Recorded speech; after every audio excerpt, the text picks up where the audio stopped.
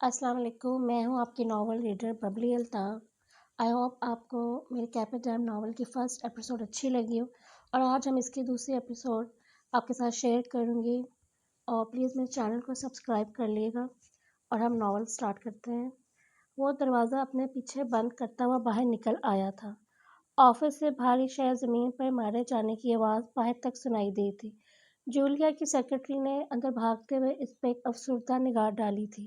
Julia کا یہ لیا دیا سا باڈی گارڈ اسے شروع سے پسند نہیں تھا۔ وہ ہاتھ میں مفلر لیے آگے بڑھ آیا تھا۔ ہال کی ایک جانب لفٹس کے سامنے رپورٹرز کا جمع و غفیر موجود تھا۔ وہ سب یقیناً 1 سال بعد سلینا کی اچانک آمد پر خاصے چونکے ہوئے تھے، اور یہ تو طے تھا کہ اب وہ اس سے سوالات پوچھے بغیر نہیں ہٹنے والے تھے۔ یاسر کی خاموش نگاہیں لفٹ سے زینو تک دروازے تک پھسلیں۔ وہ یقیناً لفٹ سے نہیں اترے گی۔ ابھی اس نے چند قدم آگے بڑھائی تھے کہ زینو کا دروازہ کھلا اور سلینا سفید چہرے کے ساتھ باہر نکلی۔ لفٹ کے سامنے ارستہ جم و خفیر اس کی جانب تیزی سے لپکا تھا۔ وہ نظر انداز کر کے آگے بڑھنا چاہتا تھا۔ اس نے ہاتھ میں قید مفلر کو پوری طرح سے مٹھی میں جکڑے رکھا تھا۔ یہ اس کا مسئلہ نہیں تھا۔ رپورٹرز کے سوالات اس کے سماعت میں اترے، اور وہ سلینا کے ارد گرد موجود رپورٹرز کا جمع غفیر ایک ساتھ ہی داخلی دروازے کی جانب بڑھ رہے تھے۔ اس نے ایک نظر رپورٹرز کے درمیان برف چہرہ لیے کھڑی بچتی بچاتی سلینا کو دیکھا، اور بس۔ سامنے کی جانب بڑھتے اس کے قدم اگلے ہی پل اس ہجوم کی جانب گھومے۔ ہجوم کو پرے دھکیل کر وہ تیزی سے اس کی جانب بڑھا۔ باقی کا کام آسان تھا۔ یہ کام اس کے معمول میں تھا۔ پرے لوگوں کو پرے دھکیلنے میں مہارت حاصل تھی، لیکن وہ ایک دفعہ سلینا سے پوچھنا چاہتا تھا۔ اگر وہ رپورٹرز کے سوالات کا جواب دینا چاہتی تھی تو اس کے لیے راہ ہموار کر سکتا تھا، لیکن وہ بہت سٹپٹائی ہوئی لگ رہی تھی۔ میک اپ سے چڑھی تہ تلے اسے سلینا کا چہرہ حد درجہ سفید محسوس ہوا تھا۔ اسے مردہ چہرے کے ساتھ دیکھ کر اس نے بڑی ہی شدت سے لوگوں کو پیچھے دھکیلا اور اس کو باہوں میں لیے تیزی سے باہر آ گیا تھا۔ اس نے رپورٹرز کو راستے سے ہٹایا، اسے لیے راستہ بناتا اپنے کار تک لے آیا۔ رپورٹرز اس کی کار کے دروازے تک سوالات کر رہے تھے۔ اس نے پچھلا دروازہ کھولا اور سلینا کو اندر بٹھایا، پھر فرنٹ سیٹ پر سیٹ سنبھال کر اگلے ہی پل گاڑی تیزی سے باہر لایا۔ یہ سب کیا تھا نظر بھائی؟ امیرا کو بمشکل قابو کر کے اس نے اپنے ریسٹ روم میں جانے کے لیے راضی کیا اور تیزی سے نظر کی جانب گھوما۔ آپ نے اس سے میرے بارے میں ایک جھوٹ کیوں بولا بھائی؟ یوول یکدم پریشان نظر آنے لگا۔ وہ 27 سالہ خوش شکل نوجوان تھا۔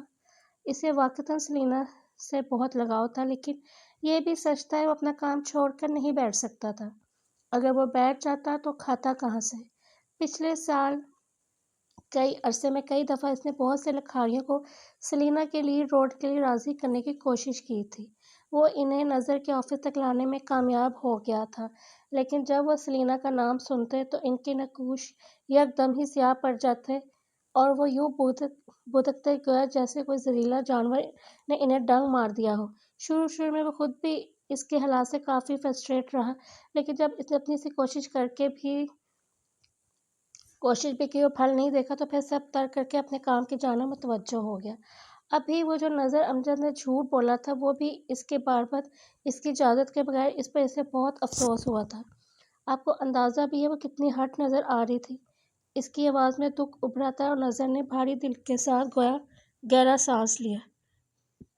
میں اس سے مزید ہٹ نہیں کرنا چاہتا تھا۔ ہم سب اپنی اپنی جگہوں پر کام کر رہے ہیں، ہم اپنی زندگیوں میں آگے بڑھ رہے ہیں، اور وہ کہیں بہت پیچھے رہ گئی ہے۔ میں بس اس احساس کو مزید گہرا نہیں کرنا چاہتا تھا۔ یوول نے بے چین سی سانس خارج کی۔ اور اب جو میس آپ نے کریٹ کیا ہے، اس کا کیا کرنا ہے؟ سلینا اس کی شکل بھی نہیں دیکھنا چاہے گی۔ آپ کی کیا؟ اب تو میری شکل بھی نہیں دیکھے گی۔ اس نے سر دونوں ہاتھوں میں گرایا اور صوفے پہ گر سا گیا۔ تمہیں اسکرپٹ لے کے جانا ہے اس کے اپارٹمنٹ۔ چند پل خاموشی کے بعد نظر نے کھنگار کر کہا، اور یوول نے چونک کر چہرہ اٹھایا۔ کیا مطلب؟ یہ فیکس کریٹ کرنے کے بعد آپ مجھے شیر کی بل میں اکیلا بھیجنا چاہتے؟ ہے شیر بل میں نہیں رہتا گدھے۔ نظر نے نظر چراتے ہوئے اسے ٹوکا۔ وہ کہیں بھی رہتا ہو لیکن میں اسکرپٹ لے کے اکیلا اس کے اپارٹمنٹ نہیں جاؤں گا۔ میرا یقین نہیں کرے گی تو کیا چاہتے ہو تم؟ نظر کو اپنا حلق خوش ہوتا ہوا محسوس ہو رہا تھا۔ ڈائریکٹر آف گلیمر انڈسٹری کے پسینے چھوٹ رہے تھے۔ سلینا کا غصہ، اف، وہ گھبرا کر سر جھٹکا تھا اس نے۔ آپ میرے ساتھ چل رہے ہیں اور یہ سب کلیئر کر رہے ہیں۔ آپ اسمارٹ بننے کی کوشش کرتے ہی کیوں ہیں جب آپ ہے ہی نہیں تو؟ آخر میں وہ جھجلا کر اٹھا تھا۔ پھر اس نے اڑی رنگت کی جانب دیکھے بغیر دروازہ ٹھاک کی آواز کے ساتھ بند کرتا باہر کی جانب بڑھ گیا۔ سلینا یوول کسی دن اسے ہارٹ اٹیک دیں گی یقیناً۔ اس شہری ہمہ ہمی سے خاصا دور ایک گاؤں واقع تھا۔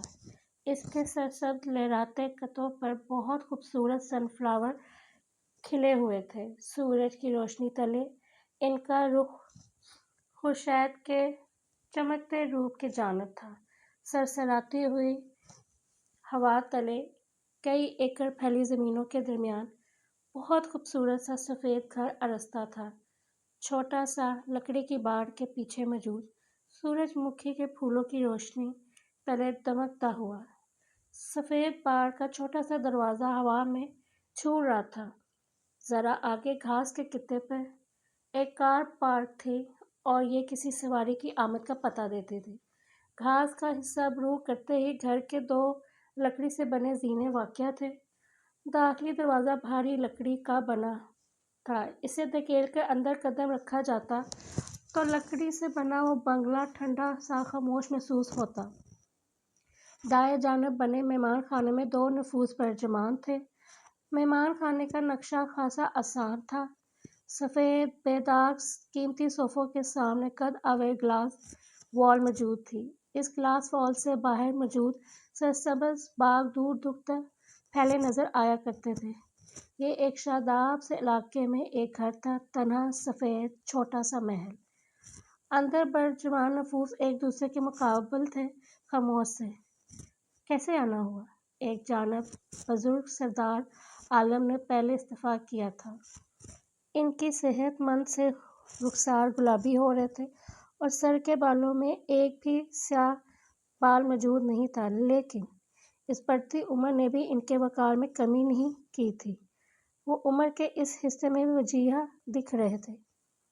میرا بیٹا نظر نہیں آ رہا بابا؟ کتنا عرصہ ہو گیا میں نے اس سے بات نہیں کی۔ سلطانہ نے نرمی سے کہا تھا۔ باب کٹ بالوں کی چونچ اس کی سرائی دار گردن پر پڑی تھی۔ ان بالوں کا رنگ گہرا سرخ تھا، ایسا کہ وہ دھوپ میں بھی سرخ محسوس ہوتے تھے، لیکن کم روشنی والی جگہوں پر ان کا رنگ گہرا کتھئی محسوس ہوتا تھا۔ ڈیزائنر ڈریس زیب تن کیے نازک سراپے والی سلطانہ ناز اپنے وقت کی مایہ ناز اداکارہ رہ چکی تھیں۔ ایسا نہیں تھا کہ وہ کہیں دب کر پیچھے رہ گئی تھیں۔ اپنی خوبصورتی، جلد اور فگر کا خیال رکھنے کی وجہ سے وہ آج بھی اسکرین کی زینت تھی۔ ان کی اس کے لیے ترقی کے زینے اب بھی ہموار تھے۔ کہاں پر گیا ہوا ہے؟ سردار نے تحمل سے کہا اور اس کی جانب دیکھا۔ ہمیشہ ایک ہی جواب دے کر آپ کو شرمندگی نہیں ہوتی بابا؟ وہ مسکرا کر نرم لہجے میں پوچھ رہی تھی۔ سردار نے گہرا سانس لیا۔ وہ تمہیں پسند نہیں کرتا سلطانہ، وہ تمہیں نہیں دیکھنا چاہتا، نہ ہی تم سے بات کرنا چاہتا ہے۔ مجھے بھی ہمیشہ تمہیں ایک ہی جواب دیکھ کر اچھا نہیں لگتا، لیکن مجھے اپنے پوتے کا سکون زیادہ عزیز ہے۔ ان کی آواز میں نرمی کے ساتھ شفقت بھی تھی۔ کیا کسی ایسے بیٹے کو دیکھا ہے جو اپنی ماں سے بدظن ہو؟ ایسا نہیں ہوتا بابا۔ آج یا کل بچہ ماضی کی تلخیوں کو بھول کر اپنی ماں کے پاس واپس آ جاتا ہے، لیکن میرا بچہ میرے پاس واپس نہیں آ رہا۔ کہیں آپ اسے مجھ سے دور کرنے کی کوشش تو نہیں کر رہے؟ اور اب تک مسکرا رہی تھی۔ شہد لہجہ نپے تلے جملے۔ اس کی موجودگی کے باعث کمرے میں موجود ہر شے مرعوب سے محسوس ہو رہی تھی۔ وہ یاسر عالم کی ماں تھی، خوبصورت سرمئی آنکھوں والی۔ بچے تب واپس آتے ہیں جب ان کے زخم بھر جائیں۔ جب زخم تازہ ہوں تو واپسی کے راستے بھول جاتے ہیں۔ زخم کسے نہیں لگتے، لیکن اس کا مطلب یہ نہیں اپنی ماں کی شکل کو بھی دیکھنا گوارا نہ کیا جائے۔ تم اس سے یہ بات خود کیوں نہیں پوچھ لیتی؟ سردار عالم نے ایک بات کہی تھی۔ وہ مجھ سے بات نہیں کرنا چاہتا۔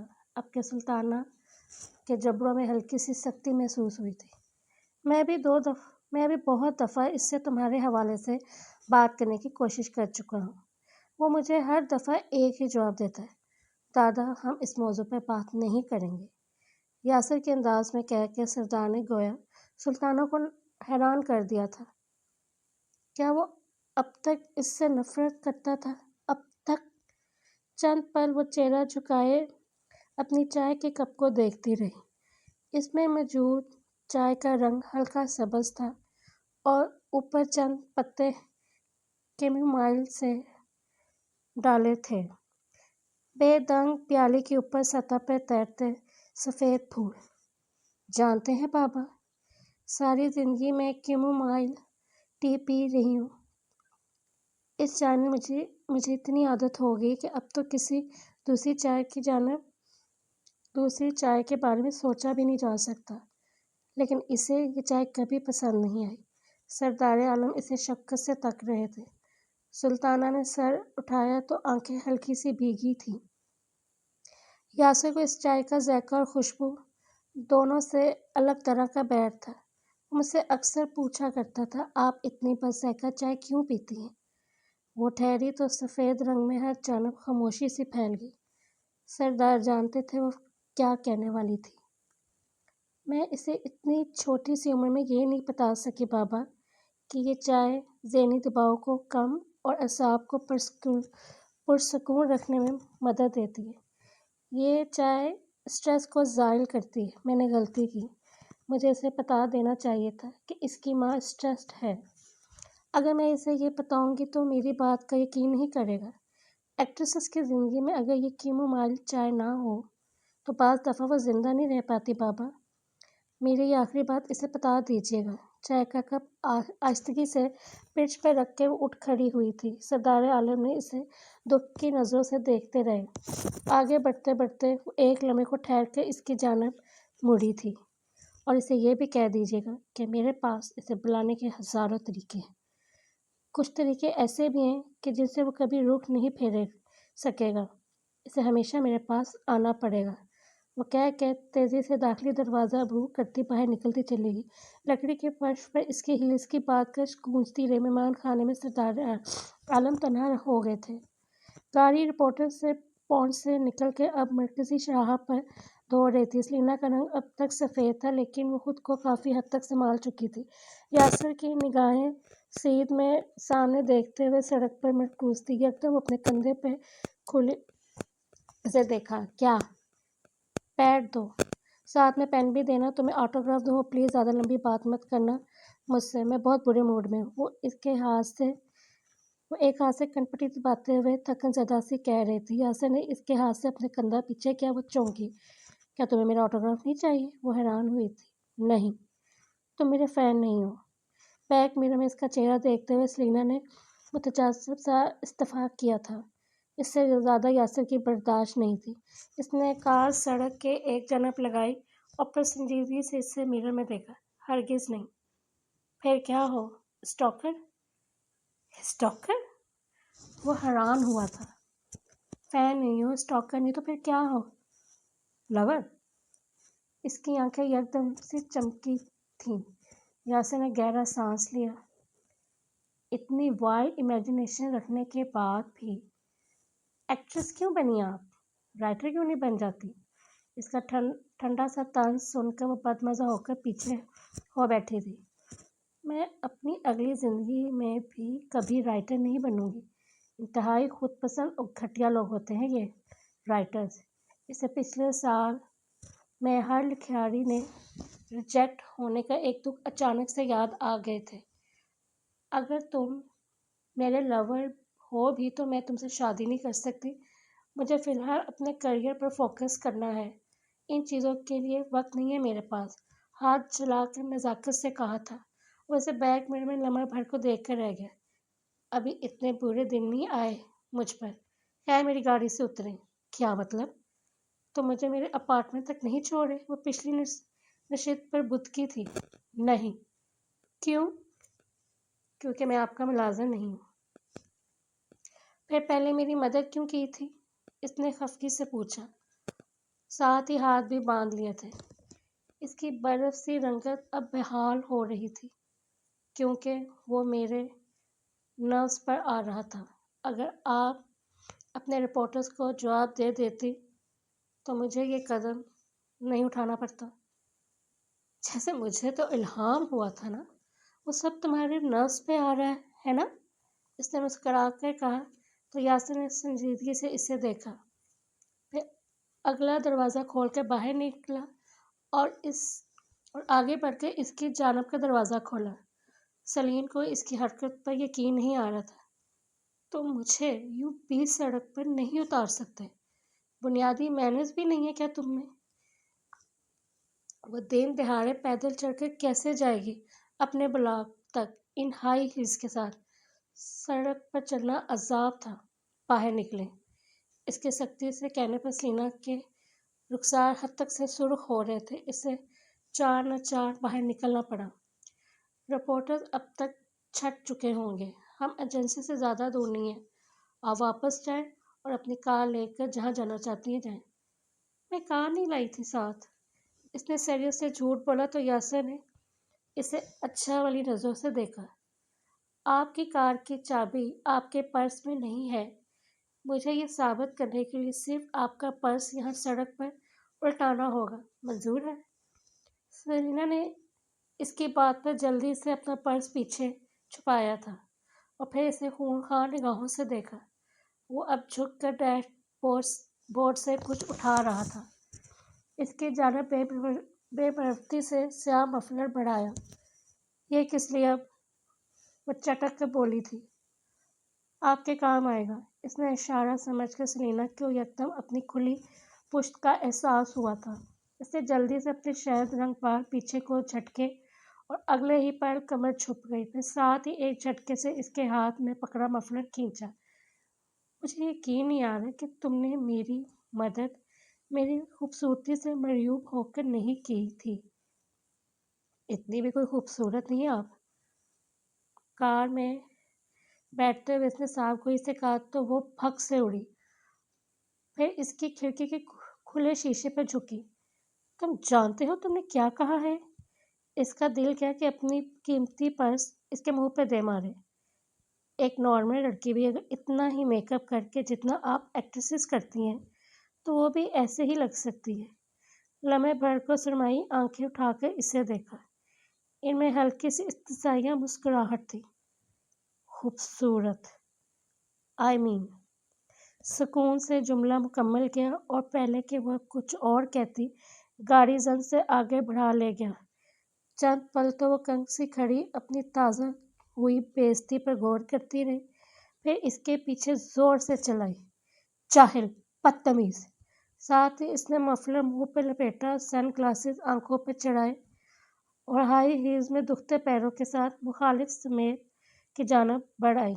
آج کا دن ہی منحوس تھا۔ اگلی شام اس کے اپارٹمنٹ کا دروازہ بجا۔ دروازہ کھولنے پر اس نے تلخی سے چہرہ موڑ لیا تھا۔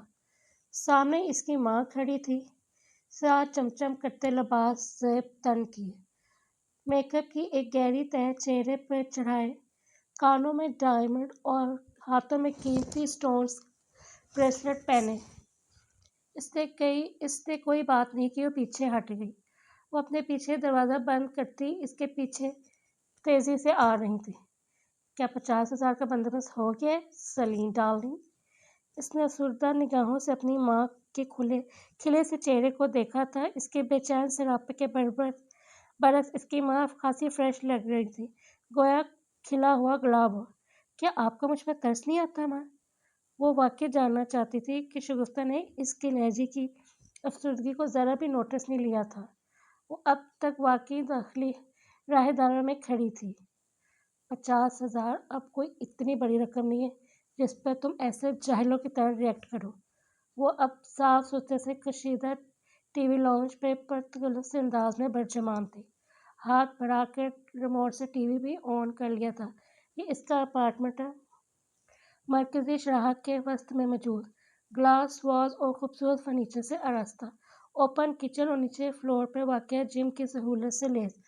وہ الگ بات تھی کہ پیسے کی کمی کے باعث وہ A1 اپارٹمنٹ سے A3 تک آ گئی تھی۔ یہ ایکٹریس کی نیٹ ورتھ کے حساب سے دیے جانے والے پروٹوکول تھے۔ اسے A1 A2 اور A3 اور A1 سے A3 تک پہنچ گئی تھی، لیکن اس کی ماں کو اس پر رحم نہیں آتا تھا۔ اسے اپنا آپ اب A4 تک جاتا ہوا نظر آ رہا تھا، جس تیزی سے وہ ڈوب رہی تھی۔ ایسا ہونا یقیناً تھا۔ جاہلوں کی طرح میں ریئیکٹ کر رہی ہوں؟ میرے حالات آپ کو نظر نہیں آ رہے؟ میرے پاس 50,000 نہیں ہے ماں، آپ کے جوئے کے لیے تو ہرگز بھی نہیں۔ غصے سے گیلی آنکھیں لیے وہ زور سے بولی تھی۔ شگفتہ نے ایک ناگوار سی نگاہ اس پر ڈالی تھی۔ ساری زندگی میں پالتی آئی ہوں تمہیں، اور اب تمہاری باری ہے۔ اسی لمحے ٹی وی پہ ایک وجیہہ سا مرد نظر آنے لگا تھا۔ وہ اس ملک کا قابل قدر سیاستدان تھا۔ کم عمری میں ہی اتنی بڑی سیٹ حاصل کرنے پر وہ عوام میں بے پناہ مقبولیت کے ساتھ جہاں بھی جاتا تھا، میڈیا اس کے پیچھے ہوتا تھا۔ اب وہ اپنی خوبصورت اسمارٹ سی بیوی کے ساتھ اپنے اکلوتے بیٹے کی اسکول میٹنگ اٹینڈ کرنے آیا تھا۔ ایک خوبصورت گھرانہ، مکمل فیملی، کامیاب باپ، حسین بیوی اور صحت مند بچہ۔ شگفتہ نے ایک گہرے افسوس سے داخلی راہداری میں کھڑی سلینا کو دیکھا تھا۔ کھلے بال اور ڈھیلی سی ٹی شرٹ پہنے وہ خاصی بکھری بکھری لگ رہی تھی۔ کاش کہ تم واجد حسن کو کبھی اپنے ہاتھوں سے جانے نہیں دیتی، تو آج اس لڑکی کی جگہ تم اس کی بیوی ہوتی اور ہمارے حالات اتنے برے نہیں ہوتے۔ یہ ایک جملہ، یہ زہر سے بجھا تانا اس کے سینے کے آر پار ہو گیا تھا۔ واجد حسن اب اپنے سحر انگیز انداز میں مسکراتا ہوا میڈیا والوں سے گفتگو کر رہا تھا۔ اس نے ہاتھ بڑھا کے اپنی بیوی کو بھی اپنے ساتھ لگا رکھا تھا۔ سلینا کو لمحہ بھر کے لیے سب کچھ دھندلا سا دکھائی دیا تھا۔ وہ اس کی پہلی محبت تھا۔ اس نے اس شخص سے اپنی زندگی سے بھی بڑھ کر پیار کیا تھا، لیکن وہ اس کا نہ ہو سکا تھا۔ ایکٹریسز کے نصیب میں اچھے گھرانوں کے مرد کہاں آ سکتے تھے؟ وہ ایک شریف گھرانے کا اکلوتا چشم و چراغ تھا۔ اس کی شادی جو شوبز میں کام کرنے والی اداکارہ سے کیسے ہو سکتی تھی؟ ایکٹریسز تو بد کردار ہوتی ہیں۔ اس کے باپ نے سلینا کو دیکھ کے یہی کہا تھا۔ اس جملے کی بارگش اب تک تکلیف دیتی تھی۔ تمہاری جذباتیات اور واجد کی بزدلی نے سارا کھیل برباد کر دیا تھا۔ تم اگر اس کے بچے سے پریگننٹ ہو جاتی تو اس کے پاس کوئی جواز نہیں ہوتا تمہیں چھوڑنے کے لیے، لیکن تمہاری اس اخلاقیات نے سب کچھ تباہ کر دیا۔ بعد میں شادی ہو جاتی، کسی کو اندازہ بھی نہ ہوتا۔ کاش تم عقل سے کام لیتی۔ وہ ایسے کہہ رہی تھی گویا موسم کی کسی خبر سے آگاہی کر رہی ہوں۔ اس نے بھاری ہوتے حلق کے ساتھ آگے بڑھ کر شگفتہ کے ہاتھ سے ریموٹ چھینا اور تیزی سے ٹی وی بند کیا۔ میں کسی کی زندگی میں دھوکے کے ساتھ داخل نہیں ہونا چاہتی تھی ماں، میں عزت کا رشتہ چاہتی تھی۔ میں نے اپنی ساری زندگی آپ کو اپنے باپ کے گھر والوں کے طعنے سنتے دیکھا ہے۔ میں تکلیف دیتی زندگی اپنے لیے نہیں چننا چاہتی تھی، میں ایک عزت دار بیوی بننا چاہتی تھی۔ کیا یہ سب چاہنا بہت زیادہ ہے؟ کیا ہر لڑکی ایسا نہیں چاہتی؟ میں ایکٹریس ہوں، میں بدکردار نہیں ہوں۔ گیلی آنکھیں تھیں، لیکن ایک بھی آنسو رخسار پہ نہیں پھسلا تھا۔ تکلیف بہت زیادہ تھی، لیکن وہ پھر بھی جم کر کھڑی تھی۔ شگفتہ نے ایسا لیے بغیر گہرا سانس لے کر اسے دیکھا۔ عزت کچھ نہیں ہوتی سلیم، پیسہ ہو تو عزتیں بھی خریدی جاتی ہیں۔ تم کیوں اتنی بیوقوف ہو؟ ہاں ہوں میں بیوقوف، مجھے پتہ ہے انڈسٹری میں سب میرے پیٹ پیچھے مجھے بیوقوف، بدھو اور کم عقل سے پیدل کہتے ہیں۔ میں عزت چاہتی ہوں، اگر میں بیوقوف ہوں تو ٹھیک ہے، مجھے کوئی مسئلہ نہیں۔ اس نے تیزی سے کہہ کے اپنا بڑھتا سانس بحال کرنے کی کوشش کی تھی۔ شگفتہ ایک جھٹکے سے اٹھ کر اس کے مقابل آئی تھی۔ اچھا، اگر تمہاری یہ عزت کا ڈھونگ میرا اور تمہارا پیٹ بھر سکتا ہے تو ضرور تم مجھے 50,000 دے دینا۔ تمہاری عزت اور غیرت اور کردار اگر میری ضرورتیں پوری کر سکتے تو مجھے اس عزت کے تمغے سے کوئی مسئلہ نہیں ہے۔ وہ اگلے ہی پل اس کے ساتھ سے نکل کر آگے بڑھ چکی تھی۔ سلیم لرزتے لب لیے ان کی جانب مڑی تھی۔ کوئی پیسہ نہیں ملے گا آپ کو، میں کچھ نہیں دوں گی آپ کو، وہ پیچھے سے چلا رہی تھی، لیکن شگفتہ کانوں پہ ہاتھ رکھے دروازہ کھول کر باہر کی جانب بڑھ چکی تھی۔ اپارٹمنٹ کے کھلے دروازے کے باہر یوول اور نظر امجد اس بحث کو سن کر ساکت ہو گئے تھے۔ ان کی سب سے پیاری کلیگ بہت تکلیف میں تھی۔ کچھ دیر بعد وہ دونوں ایک دوسرے سے نظر چراتے اندر داخل ہوئے تھے۔ سلیم صوفے پہ بے حال سی بیٹھی تھی، سامنے ٹی وی چل رہا تھا، اس نے ریموٹ سختی سے ہاتھ میں جکڑا ہوا تھا۔ واجد حسن اب تک میٹھی باتیں کرتا اپنی بیوی کو ہنسا رہا تھا، اس کی آنکھوں میں بہت سی کرچیاں تھیں۔ یوول نے جلدی سے آگے بڑھ کر ٹی وی کا مین پلگ نکال لیا تھا۔ وہ جامد ہی رہی، ہلی تک نہیں۔ نظر اور یوول نے ایک دوسرے کو دیکھا تھا۔ اتنے منحوس آدمی کو کیوں دیکھ رہی ہو تم سلیم؟ یوول نے ناگواری سے کہا تو وہ خاموش رہی۔ وہ منحوس نہیں ہے یوول، وہ ایک خوش بخت مرد ہے جس کے نصیب میں عزت دار بیوی کا 7 رقم ہے۔ اس نے مجھے چھوڑ کے ایک اچھا فیصلہ کیا تھا۔ کچھ پل بعد اس کی آواز ابھری تھی۔ نظر نے آگے بڑھ کے اس کے سامنے ایک اسکرپٹ رکھی۔ اس کی نگاہ سامنے ٹیبل پر رکھی اسکرپٹ پر پھسلی۔ تم پہلے سے بھی زیادہ طاقتور ایکٹریس بن کر ابھرو گی، نظر نے آہستہ سے مسکرا کر کہا تھا۔ یوول نے بھی سر استباط میں ہلا کے اسے دیکھتے ہوئے مسکرایا تھا۔ وہ بھی انہیں دیکھ کے ہلکا سا مسکرائی تھی۔ اس کے مخلصین، میں مسکرا رہی ہوں اس کا مطلب یہ نہیں کہ میں ناراض نہیں ہوں۔ اگلے پل اس نے اپنی دونوں ہیل اٹھا کر ایک نظر اور ایک دوسری یوول کو ماری تھی۔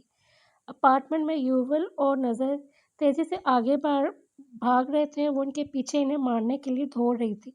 اب ساری رات کان پکڑ کر معافی مانگتے ہوئے گزرنی تھی۔ اگلی صبح وہ ایجنسی کے داخلی دروازے سے اندر آیا تو ہر جانب ہما ہمی سی محسوس ہوئی۔ جولیا ایڈیسن اپنے آفس سے باہر نکلی کہ رپورٹرز کو اپنے آنے والے پروجیکٹ کے باربط بریف کر رہی تھی۔ وہ ایک مشہور اداکارہ تھی، اس کی موجودگی پر رپورٹرز کا جم و غفیر یقینی سی بات تھی۔ یکدم جولیا کی نظر اس ہجوم میں بھی یاسر پر پڑی تھی، لیکن نہ ہی اس کے چہرے کی مسکراہٹ غائب ہوئی تھی اور نہ ہی چہرے پہ کوئی تاثر تبدیل ہوا۔ آنکھوں کی سختی البتہ قدر بڑھ گئی تھی۔ اس نے بے تاثر سی نگاہ ڈالی اور آگے بڑھایا۔ اپنے محفوظ باڈی گارڈ کے لباس میں ملبوس، بالوں کو پیچھے جمائے، آنکھوں پہ سیاہ چشمہ لگائے، وہ قدر اونچے قد کا فٹ بنتا تھا۔ جسم کثرتی تھا اور چہرہ سنجیدہ۔ انڈر گراؤنڈ جاتے لفٹ کے سینسرز پر اپنا کارڈ رکھا تو اگلے ہی پل لفٹ کے دروازے ایک دوسرے سے جدا ہو گئے۔ اگلے لمحات میں وہ انٹرٹینمنٹ ایجنسی کے انڈر گراؤنڈ فلور پر موجود تھا۔ اس فلور پر ایک طاقتور سیکیورٹی نیٹ ورک کام کرتا تھا۔ یہ نیٹ ورک اس ایجنسی میں کام کرتے سینکڑوں ایکٹریسز کی حفاظت کو یقینی بنانے کے لیے تشکیل دیا گیا تھا۔ نہ صرف ایکٹریس کی سیکیورٹی بلکہ ادارے کی حفاظت کو ہر بیرونی تھریٹ سے محفوظ رکھنا ان کی ذمہ داری میں شامل تھا۔ اس میں ہر رینک کا bodyguard, chief incharge, commando chief موجود تھے۔ جیسے ملک کی سلامتی کے لیے سیکیورٹی نیٹ ورکس ہوتے ہیں، یہ بھی ایک نیٹ ورک تھا، لیکن پرائیویٹ۔ وہ خود ہی پیسہ کما کے اپنے پیروں پہ کھڑے ہوئے تھے۔ گورنمنٹ کی جانب سے ان کی کوئی آمدنی کا امکان موجود نہیں تھا۔ وہ بھی ایک ہائی رینک کا باڈی گارڈ تھا۔ ریٹنگ تجربے اور سبجیکٹ کی قابلیت پر منحصر تھی۔ ساتھ ہی کمانڈو چیف اسے کن نظروں سے دیکھتے تھے، کیا وہ ان پر بھروسہ قابل تھا؟ اس نے کئی سال محنت کر کے اس قابل قدر باڈی گارڈ کا درجہ حاصل کیا تھا۔ ایک جولیا ایڈیسن اسے زمین بوس نہیں کر سکتی۔ کئی رہزوروں میں سے ورکرز نے اسے سلام کیا، سر کے خم سے جواب دیتا وہ آگے بڑھا۔ کئی دروازے چھوڑ کر وہ اب ایک دروازے میں واقع کمانڈو چیف کے آفس چلا۔ یہ ملاقات یقینی تھی کہ جولیا ایڈسن نے شکایت درج کرائی تھی۔ وہ آفس میں داخل اور مدت سے آگے بڑھ رہا ہے، لیکن میز کے پیچھے حنیفہ برجمان تھے۔ اسے دیکھ کر گہرا سانس بھرتے اپنی کرسی پر پیچھے ہو بیٹھے۔ ایسا کیا کیا تم نے جولیا کے ساتھ کہ وہ رپورٹ فائل کرتے ہوئے غصے سے کانپ رہی تھی؟ ٹھنڈی آواز میں پوچھا۔ اس نے بیزاریت سے انہیں دیکھا۔ میں دہرانا نہیں چاہتا، اتنے اونچے درجے پر پہنچ کر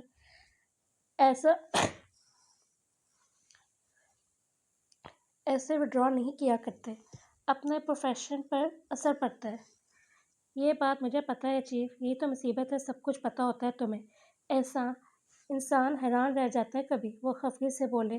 یاسر پہلی دفعہ مسکرایا تھا۔ مجھے حیران کرنے کے ساتھ آپ اتنے obsessed کیوں رہتے ہیں؟ کیونکہ تمہارا یہ ٹھنڈا اور پرسکون چہرہ بعض دفعہ میرے نفس پر لگتا ہے۔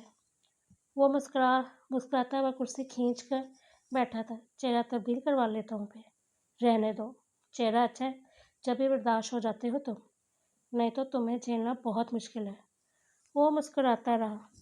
کمانڈو چیف حنیفہ سے اس کی بہت بنتی تھی، لیکن بہت بننے کا یہ مطلب نہیں تھا کہ ان کے درمیان لڑائی نہیں ہوتی تھی۔ سب سے زیادہ بحث بھی وہ انہی کے ساتھ کیا کرتا تھا۔ یہ کل کیا کیا تھا تم نے؟ کل سلینا والے واقعے کی جانب اشارہ تھا ان کا۔ وہ گہرا سانس بھر کر رہ گیا تھا۔ وہ سب کے درمیان اکیلی تھی، نکلنے کی جگہ نہیں دے رہے تھے رپورٹرز اسے، کسیانے سے انداز میں کہہ کے وہ گردن پہ ہاتھ پھیرا۔ اوہ، کولڈ سے یاسر کے پاس دل بھی ہے۔ وہ اس کے جواز پر محفوظ ہوئے تھے۔ یاسر انہیں دیکھ کر رہ گیا۔ اگلے ہی پل انہوں نے ریموٹ کے سامنے موجود دیوار پہ لگی بڑی سی اسکرین کو آپریٹ کیا تھا۔ پوری اسکرین پہ ایجنسی کا نقشہ پھیلا ہوا تھا۔ کئی پیچیدگیاں، سبز اور سرخ لکیریں مختلف داخلی اور خارجی دروازوں کی جانب نشاندہی کر رہی تھی۔ اس نقشے کو سمجھنے کے لیے بھی دماغ چاہیے تھا۔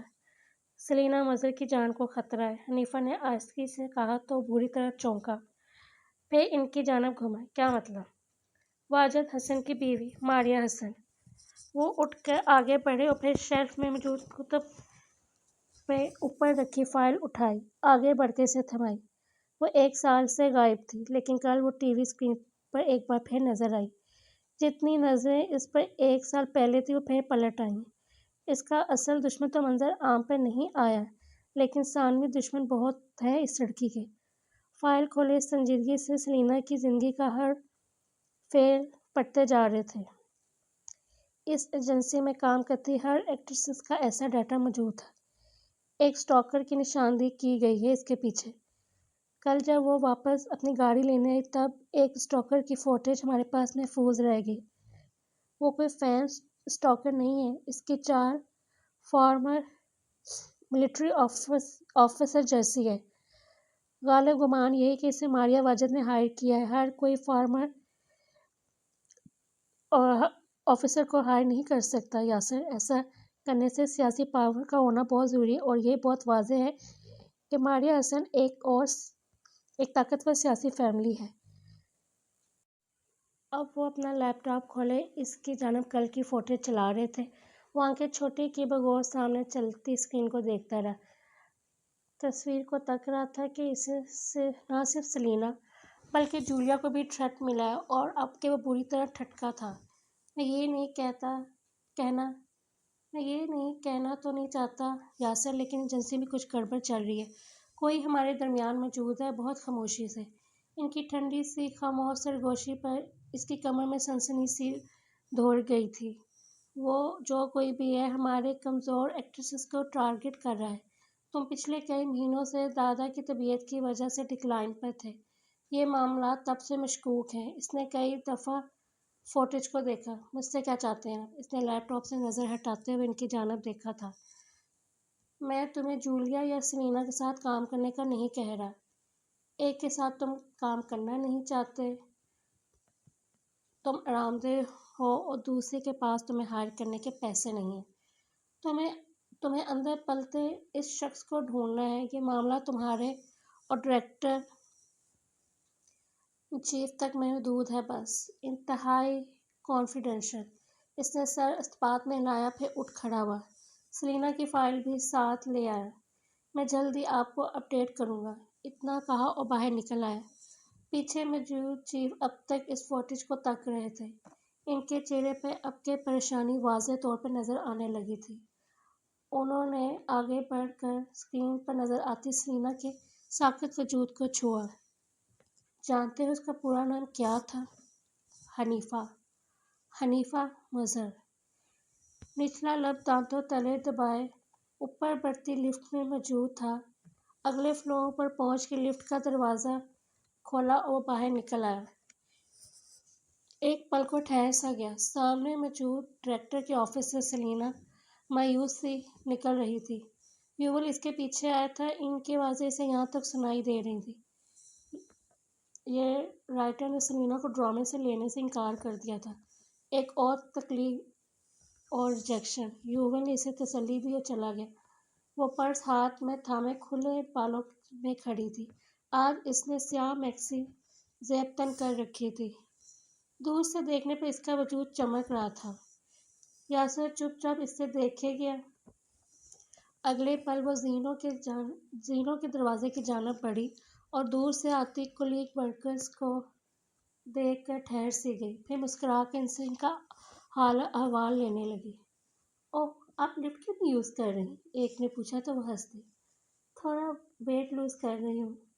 سیڑھیاں بیسٹ ویٹ لوز کرنے کے لیے ہیں۔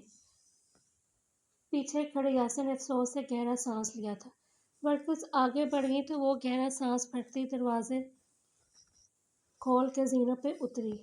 وہ میکینکی سے انداز میں اس کے پیچھے بڑھا تھا۔ زینوں میں تنہا اتر جاتی تھی۔ کوئی بھی اس کی روٹین ٹریک کر کے اسے نقصان پہنچا سکتا۔ وہ دو نفوذ خاموشی سے نیچے اتر رہے تھے۔ سلینا اوپری زینوں پہ خاموشی سے اترتے یاسر کی موجودگی سے بے خبر تھی۔ اس کی موجودگی سے فائل اب بھی اس کے ہاتھ میں تھی۔ زینوں پہ اترتے اس کے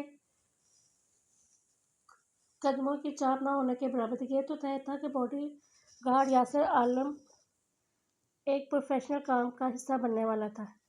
اس کے پیچھے بالکل خاموشی سے اتر رہا تھا۔ اس کا دماغ اپنے اور چیف حنیفہ کے درمیان موجود ہوئی گفتگو میں الجھا ہوا تھا۔ اسی سنا پر اسے احساس ہی نہ ہو سکا سلینا کی ٹک ٹک کرتی ہیلز رک چکی ہیں۔ وہ زینوں پہ غائب دماغی کے ساتھ اتر رہا تھا کہ یکدم گڑبڑا کر پیچھے ہوا۔ سلینا اپنے سامنے موجود زینوں کے کشیدہ حصے میں کھڑی ہاتھ باندھے اسے گھور رہی تھی۔ اس نے کھنکا کر آس پاس دیکھا۔ تم نے کہا تھا کہ تم اسٹاکر نہیں ہو۔ وہ اسے آنکھیں چھوٹی کیے گھورتی ہوئی زینوں پہ کھڑی تھی۔ پھر اس سے ایک زینہ نیچے رک گئی۔ میں اپنے راستے جا رہا تھا۔ پیچھے آنے والا ہمیشہ پیچھا ہی کر رہا ہوتا ہے۔ آنکھیں اب تک چھوٹی تھی۔ رنگت جو لکھاری کے ریجیکشن پر زرد پڑ رہی تھی اب کی کچھ بحال ہو رہی تھی۔ کہیں تم مجھے تنہا پا کے مجھ سے فائدہ تو نہیں اٹھانے والے تھے؟ ایسا سوچنا بھی بد۔ میں نے کنفو میں کراٹے کر رکھے ہیں۔ گردن اٹھا کر کہا تو یاسر کے ابرو تعجب سے اوپر کو اٹھے۔ اس نے ایسا جملہ آج تک نہیں سنا تھا۔ کنفو میں کراٹے؟ ہاں، صرف یہ بلکہ ہتھیار بھی موجود ہے میرے پاس۔ اگلے ہی پل اس نے اپنے سیاہ پرس سے سیب کاٹنے والی چھری نکال کر یاسر پہ تانی۔ یہ ہتھیار ہے، اسے کھلونا نہیں کہتے۔ کمال سنجیدگی سے اس نے کہا۔ اس کا استعمال اس کو خطرناک بناتا ہے۔ آپ کو اس کا استعمال آتا ہے؟ کیا تم پہ تجربہ کر کے ثابت کروں؟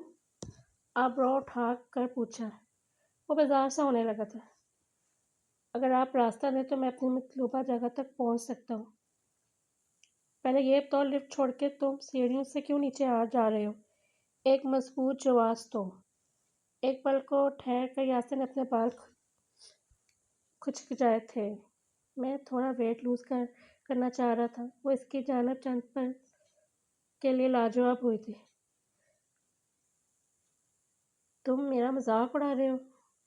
میں تمہیں اٹھا کے پھینک سکتی ہوں سیڑھیوں کے نیچے، اس نے کہا تو یاسر نے ناقدرہ سی نگاہ اس کے سراپے پہ ڈالی۔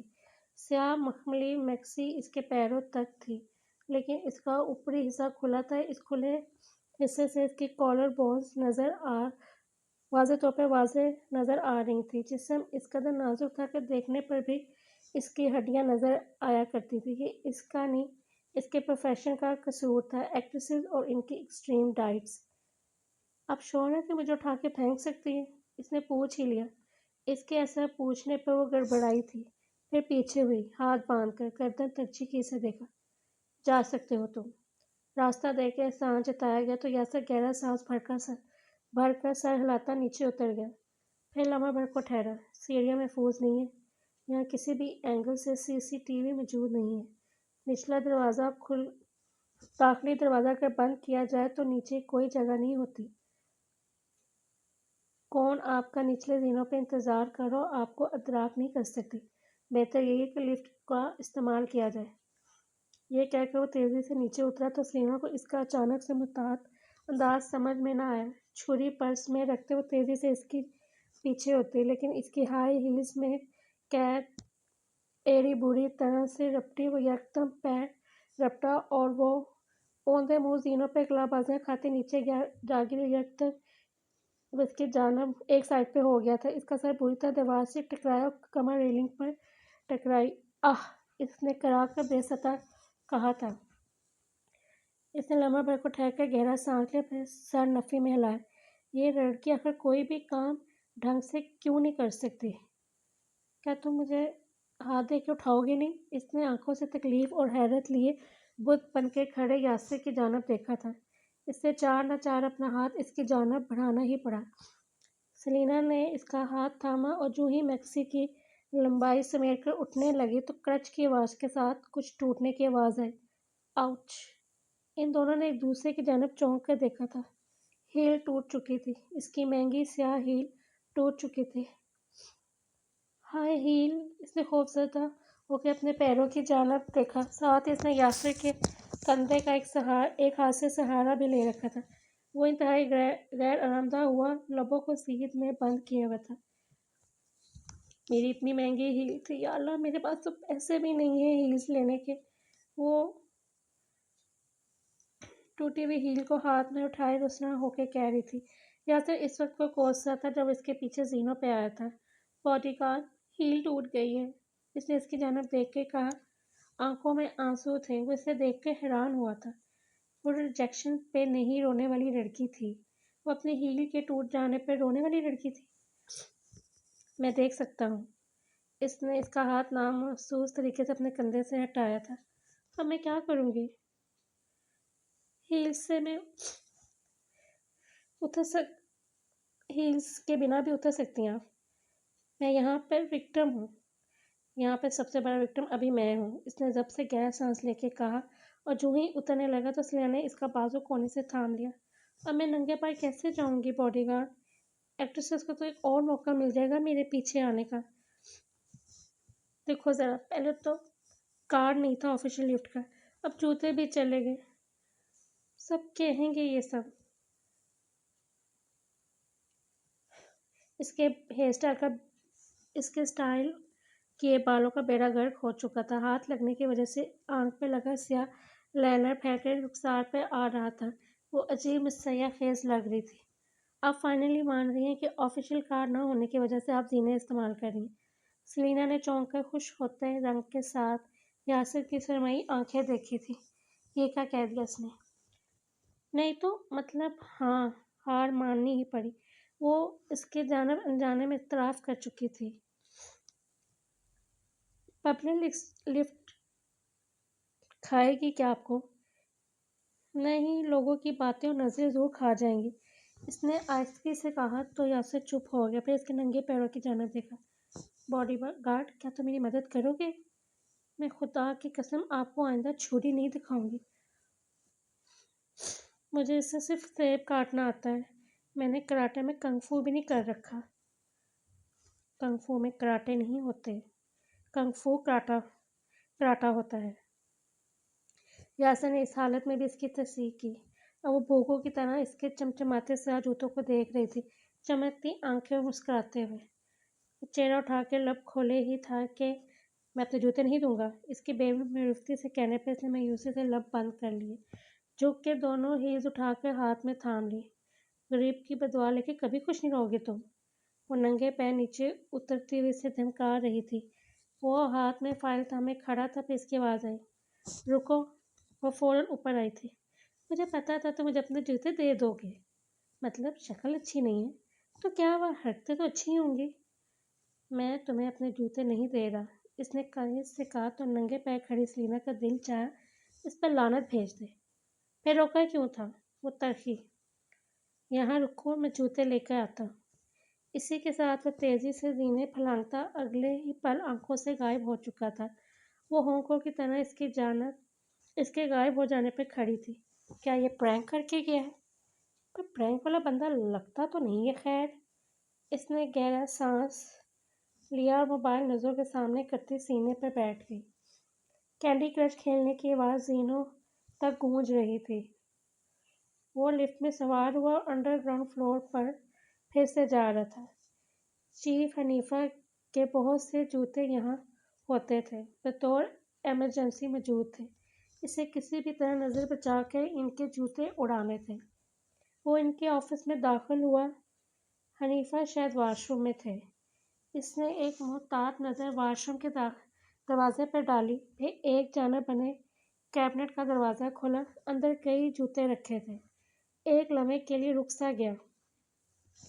اندر کسی لڑکی کے جوتے بھی رکھے تھے، بالکل نئے، سیاہ، چمکیلے۔ اس نے ناسمجھی سے پلٹ کر واش روم کے بند دروازے کو دیکھا تھا۔ اس عمر میں بھی؟ سیریسلی؟ ایک پل ضائع کیے بغیر وہ جھکا اور ہیلز نکال لیں، پھر تیزی سے باہر نکلا اور لفٹ کی جانب بڑھا۔ ان 7 سالوں میں یاسر عالم کو کسی نے ہاتھ میں ہیلز لیے بھاگتے ہوئے نہیں دیکھا تھا۔ لفٹ میں اور باڈی گارڈ نے اس کے ہاتھ میں ہیلز دیکھی تو چونک گئے۔ آفیسر، یہ ہیلز؟ یہ میری ہیں۔ کیا؟ سب ایک ساتھ بولے تھے۔ اس نے آنکھیں یکدم بند کر کے کھولی۔ اف، مطلب میری ماما کی ہیں۔ آپ کی ماما کی ہیلز ایجنسی کے انڈر گراؤنڈ فلور میں کیا کر رہی ہیں؟ وہ بھی باڈی گارڈ تھے؟ پوچھا تو اس کے کان سرخ ہو گئے۔ میں انہیں برتھ ڈے پہ گفٹ کرنا چاہتا تھا، اور سب سے محفوظ جگہ اس فلور پہ موجود میرا آفس ہی ہے۔ اچھا، اوکے، ہماری طرف سے بھی وش کر دیں آنٹی کو، ایک اور باڈی گارڈ بولا تو سب نے اسپات میں سر ہلایا۔ لفٹ کے اوپر پہنچتے ہوئے تیزی سے زینوں کی جانب بڑھا تھا۔